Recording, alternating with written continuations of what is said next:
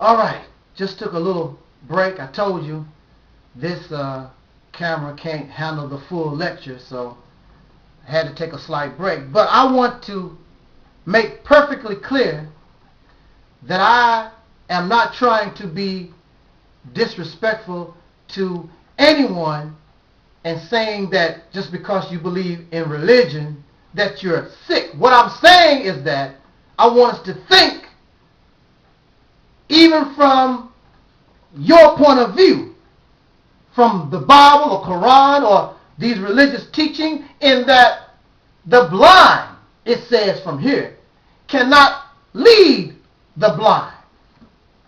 So if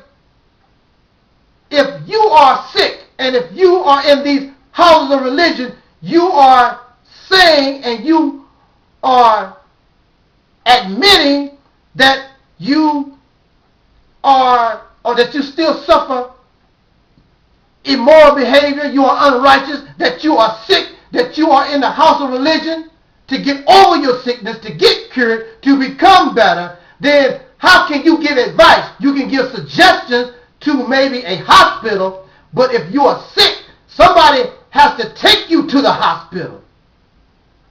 You can suggest to them where you want to go, but only a healthy person can get you there. If you're sick, you can't advise. You can only suggest what somebody should or should not do. So, in the Bible, and I might as well have just kept this book in my hand. In this book, the God, Allah, or whatever you want to call Jehovah, speaks to Moses and tells Moses that you need to separate from Pharaoh because God has special plans for Pharaoh. But if you are among Pharaoh, then I got to tippy-toe around. Got to hit here, hit that, trying to avoid hitting you because you are my chosen people. So that's what's happening in America right now and around this earth. The great separation between the wicked and the righteous. And just because you say, I'm a Christian, because you say, I'm a Muslim, that's because you talk, don't mean nothing. Your behaviors tell us exactly who and what you are. So there must be a separation. The Bible continues to tell us that there must be a separation between good and evil, the righteous and the unrighteous. It even goes so much to tell us that you will separate because your husband wants to embrace evil, that the wife who is good must separate from her husband, daughters separate from their mothers, sons separate from their fathers, the wheat from the tare. There has to be a separation, but y'all don't like to talk about separation because you've fallen in love with the wicked. So we have this, what we call interracial relationships, and we have multiculturalism. Ain't that how you pronounce it? Multiculturalism. This is false activity to give the illusion of brotherhood, sisterhood, and the love of humanity. It's a lie, because when it's all said and done, the same wicked folks are in power. The same wicked demons still make the laws. It's the same old, same old. So you are asked to separate from Pharaoh. But you must love your enemies. And if you love your enemies, you embrace Pharaoh. So whatever God has planned, you will suffer also. That is why, see, it is a separation of the wicked and the righteous. Has nothing to do with color. It don't say a separation between black and white. Do it somewhere? Somebody show me. It's a separation of the righteous and the unrighteous. Because behaviors don't have color. Because a Caucasian person can be just as righteous in behavior as a black person. A black person can be just as criminal as a white person. So in this, what we're looking for is a behavior. And behavior don't have color. We're looking for righteous behavior. And God, or that which brought us into existence, is asking us to separate ourselves from those with immoral and unrighteous behavior, because those things is detrimental to the development of the human psyche, because the human psyche is supposed to evolve into God, that which we call ourselves children of God in religion, but after thousands and thousands of years, we have yet to become a God. Still saying that you're children. When are you going to grow up? So, it is time for a separation between the wicked and the righteous. Speaking of the unrighteous, you have a certain segment, and many of them will call themselves Christians, which is sad. You're a poor example of a Christian, but they sit around these unrighteous, racist, Caucasian people. And I will always have to remind the ignorant that white is the noun. This is simple English. White is the noun. The adjective, or that which describes, is the racist, Caucasian, unrighteous, white. That's who I'm talking about. And I must make a distinction because I also want to be fair and just. So I'm speaking of those, and I describe a certain behavior. If this is not your behavior, then why are you crying? You said, why? I'm telling you what people I'm talking about. Yes, they are Caucasian, but they are racist, they are immoral, they are unrighteous. That's what I'm talking about. If this is not you, why don't you shut the hell up?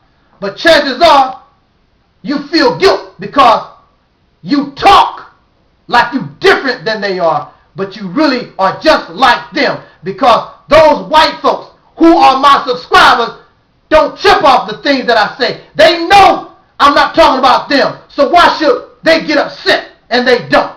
But you do, because you are racist, you are unrighteous, immoral. And these are the ones that come to my page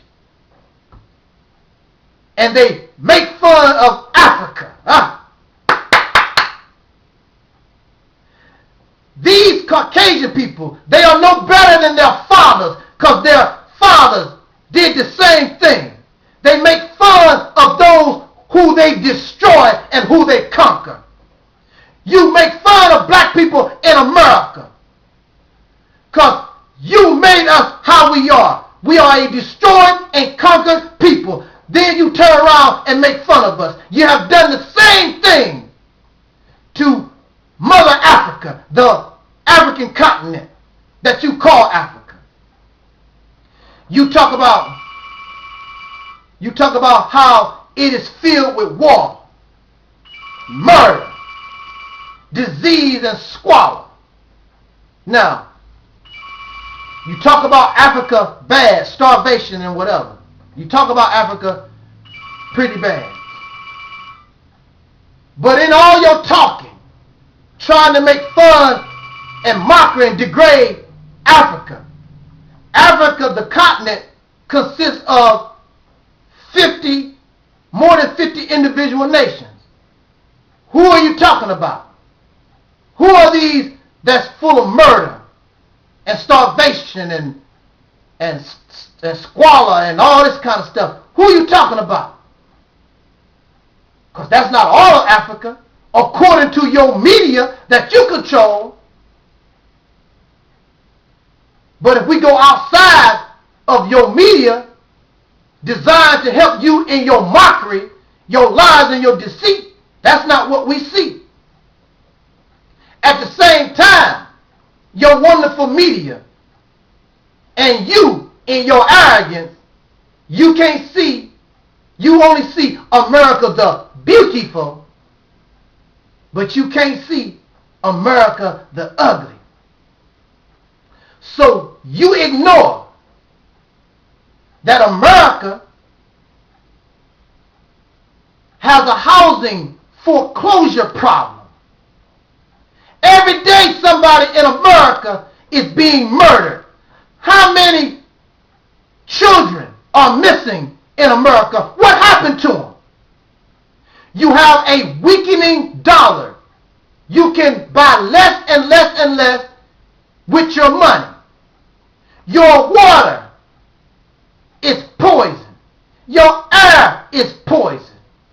Your roads is falling apart. Your bridges is falling apart.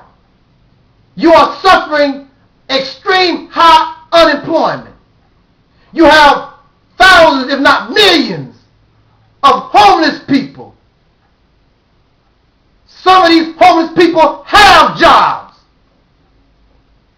You have millions of people incarcerated.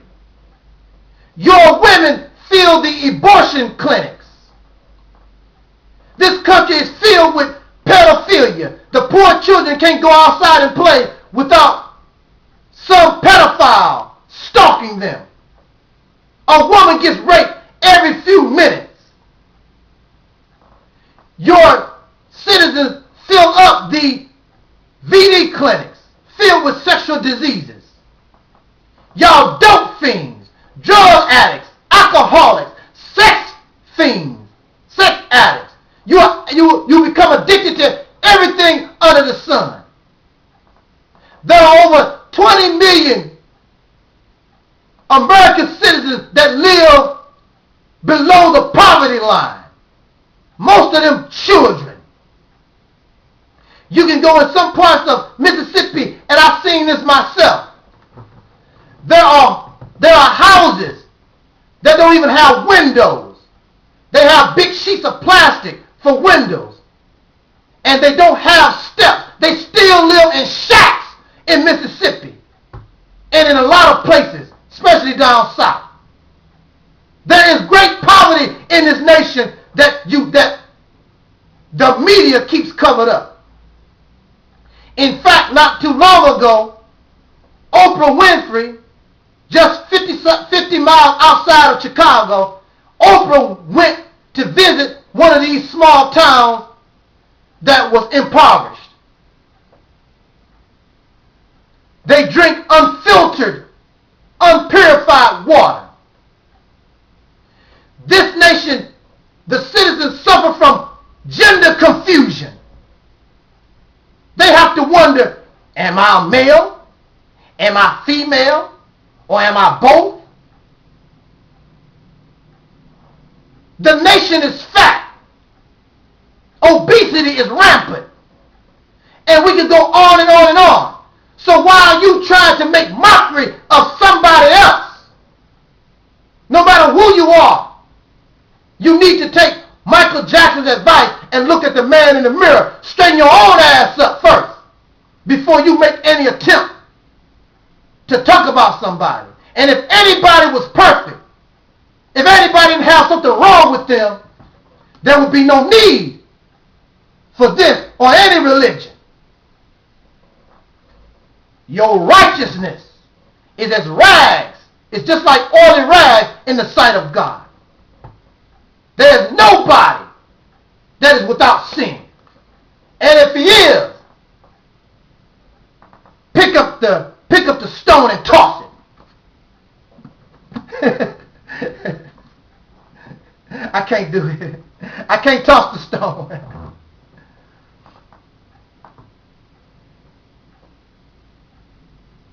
How dare you make mockery, especially when your ancestors and you you indirectly, probably in ignorance, caused the poor condition that we find in many of these African nations that you try to make mockery of. Many of them just won their freedom from some European country that was controlling them. So I'm happy. Yes. Woo. I thank God and don't even believe in God. But I thank God for any power that will come here and kick Missouri or the United States in the ass. More tornadoes, more earthquakes. Bring this nation to its knees. The number one enemy is America itself. Because of that type of mentality is arrogance. You can't see your own problems. You can solve everybody's problem to give advice to everybody except your damn self. And that's going to be your downfall. And we need to separate ourselves from the wicked. Or you will suffer the same punishment as those who have committed evil. The state of Missouri is not a prejudiced state. It will lock black folks up. I would tell you what I saw the state of Missouri do to a white man, Caucasian person. This man was locked up over a year over a $75 parking ticket. Because they said he looked like he was insane because he kept to himself. He didn't want to pay the parking ticket. He just wanted to do his time and get out. But during his time, the psychiatrist, white psychiatrists, I'm sorry, but that's who they were, and the white prosecutors, the Caucasian psychiatrist said that this white man should have been social with the others that was in jail with him. So he looked mentally ill to them because he should have been trying to socialize with these other people who were probably may have been criminals, if not murderers or whatever. He didn't want nothing to do with them. So they threw him in the crazy house. And it took him over a year to fight his way out of that. In the meantime, they make money, $600 a day off his body. Not $600 a month. They make $600 a day off his body. In the meantime, because of a $75 parking ticket, the man lost his job. He lost his house. He had to start all over from scratch because of a $75 parking ticket because some idiots was allowed to say that he might be insane over a parking ticket. He was not charged with stealing, assault, any type of dangerous activity, a parking ticket. So I'm telling you, it makes no difference. Do I think that was right? Should I clap my hands and stomp my feet and shout because this white man was treated wrong? No. It's about evil versus good. That was wrong. And I will stand and talk for him just like I would do anybody else. And if you don't like that, get the hell out of here. It's right versus wrong. This white supremacy stuff have gotten everybody sick. You sick as hell. But I have to talk about Caucasian people because they are the ones who are in control. They are the ones who are in power. They don't care who they exploit.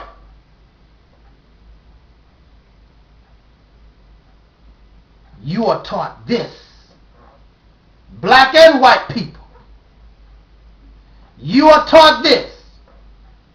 So it can be easier to deceive and trick you. And those who hide behind these words, they appear holy and righteous.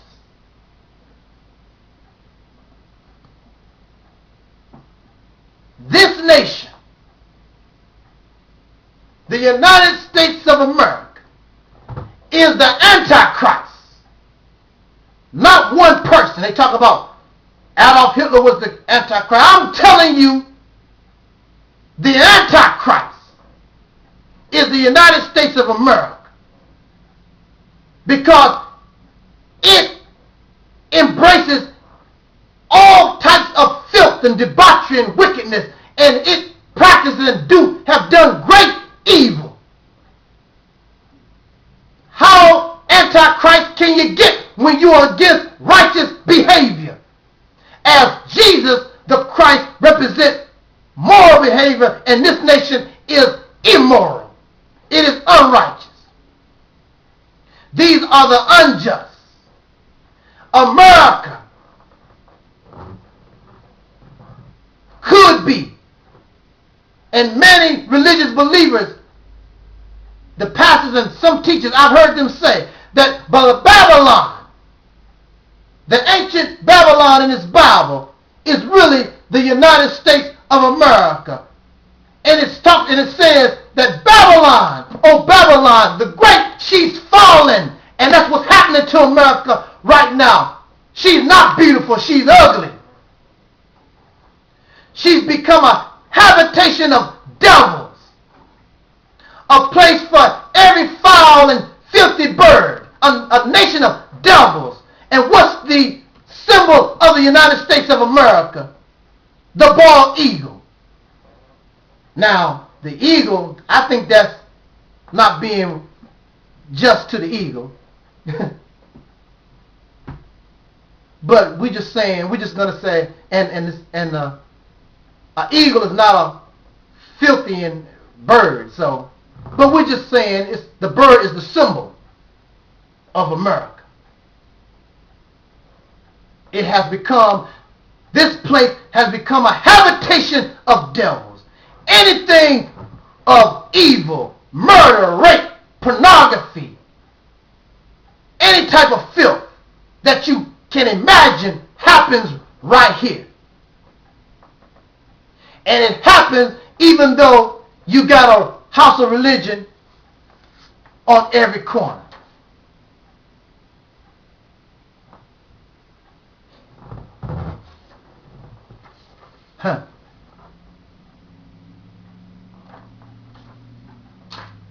At one time,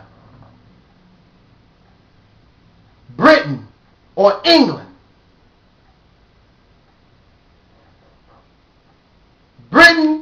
the British denied this nation its freedom, justice, and equality. And at that time, there was a king and there was a queen, and they had power. And the King of England, was it George? He approved that this nation should be treated unequal, unjust, and it should bow to the will of England. But now, in this week, America, controlled by white folks, Caucasian people, America is happening, and everywhere you turn on their news, their radio, they are talking about the wedding of Prince William and Kate Middleton. Now, I don't know Kate Middleton. I don't know Prince William. But I need to speak and bring to us real truth of the matter.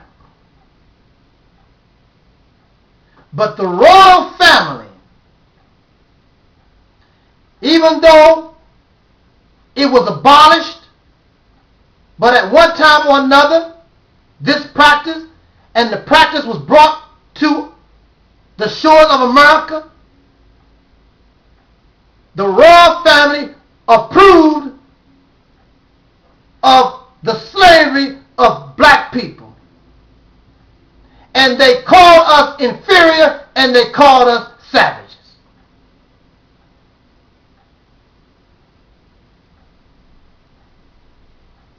Till this day, and please correct me, till this day, I don't know of an apology or the showing of any remorse from the so-called royal family, that they would steal the kings and the queens, possibly, of other people and enslave them. In fact, this idea of king and queen came from the European study of what Africans were doing. Their concept of God, their concept of king and queen, it all came from watching the mothers and the fathers of civilization, those African people. That's where it comes from. But today, the royal family is just for show. They have no power like that. But that royal blood is guilty of giving its approval in order to carry out slavery and the destruction of dark people around the planet.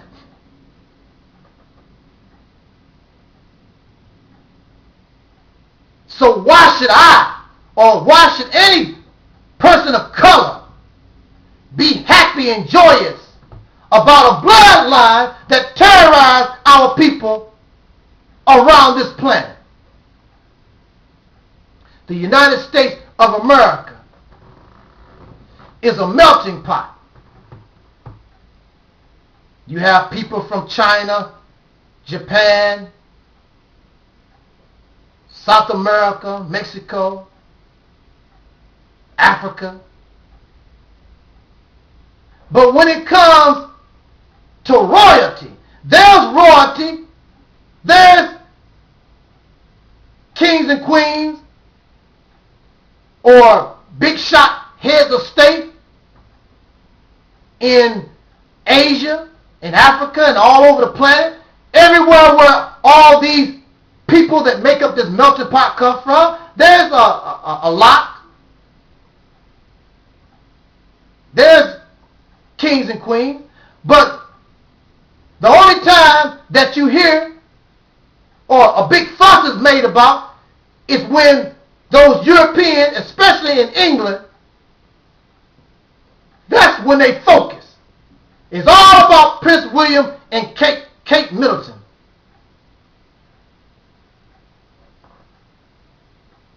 There's very little attention, if anybody else who is related to kings and queens, you don't hear nothing about that. So why so much attention? Because, first of all, they run everything. This goes to show you. Now, what if black people don't want to see the wedding of Prince William, and you don't give a damn about what we want to talk about? Or anybody else? Because, see, you run CNN and ABC and Fox. So that means something to you. You don't give a damn what it means to somebody else. And that's how we need to think.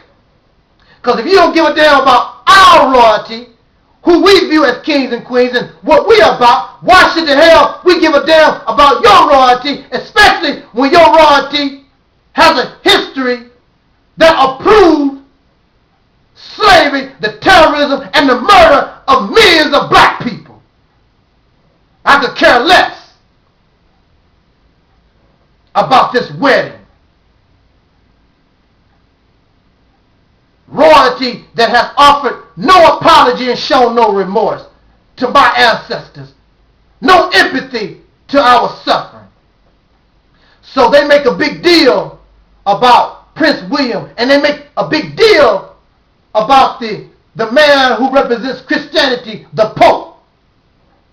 Because that belongs to them, and they run things. They don't care whether you like it or not. In 2001, I believe it was August 2001, the black community, we lost our little sister,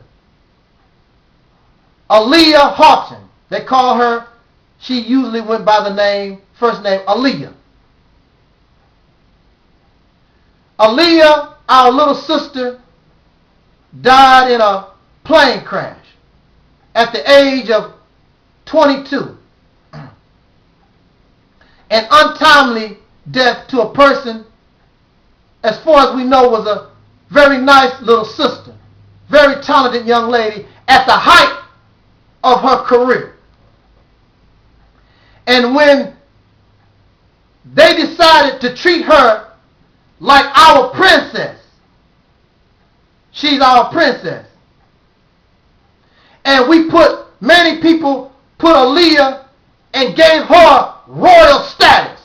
I heard from many Caucasian people, they were enraged that she's not no royalty, she's not no princess, she's just an old singer, whatever. That's our royalty. How dare you tell us who is our princess and kings and queens? If our people look at Aaliyah as our little princess, and she was and is, who the hell are you to tell us? But they have a slave master mentality. It's all about them. They are the only kings, queens, and gods. But you don't see them complaining when they see stupid Negroes, deaf, dumb, and blind backyard Negroes talking about, oh, I just love our Prince William. When did Prince William become yours, black man and woman? He's the progeny of our torturers, of our terrorizers. He comes from the family that approve of black slavery. So you don't want us to honor and respect Aaliyah. And then what happens is the creation takes you like Prince William, but your made up royalty was the Kennedy family. And so your precious John F. Kennedy was taken away from you in a plane crash. And now you don't even really talk about American royalty, because after the death of John F. Kennedy, the Kennedy family really not involved in politics, and he was so handsome and he was so great, you don't talk about American royalty no more. Maybe that was punishment for your attitude towards others. You're not the only one that can be a king or a queen or a god and a goddess. You think it's all, that's the problem with white folks. They think it's all about them. You live in a world that has more than just you in it. And so they try to make everybody to be like them. Be a Christian. Everybody should be a Christian. Everybody should eat hamburgers and apple pie. Everybody is different. And that's what it's all about. You want to enslave the world. It's not going to happen. Because the human spirit don't fight you tooth and nail. Even among your own. Even your own people not going to accept this Bible or any other foolishness